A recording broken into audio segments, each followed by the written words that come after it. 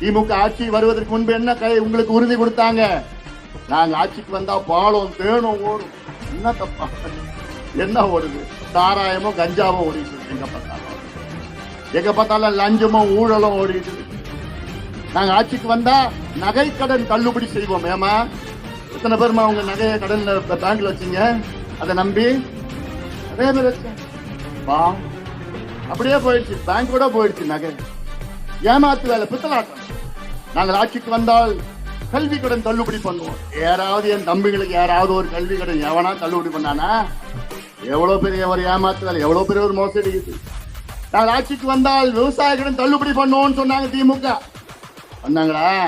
ஏதாவது ஒரு விவசாயி என்னுடைய கடவுள், விவசாயி என்னுடைய கடவுள். எங்க அப்பா அம்மா வரைக்கும் விவசாயி என்னுடைய கடவுள். அப்படிப்பட்ட விவசாயிகளுடைய கடனை யாராவது தள்ளுபடி பண்ணாங்களா? ஏமாத்து வேலை.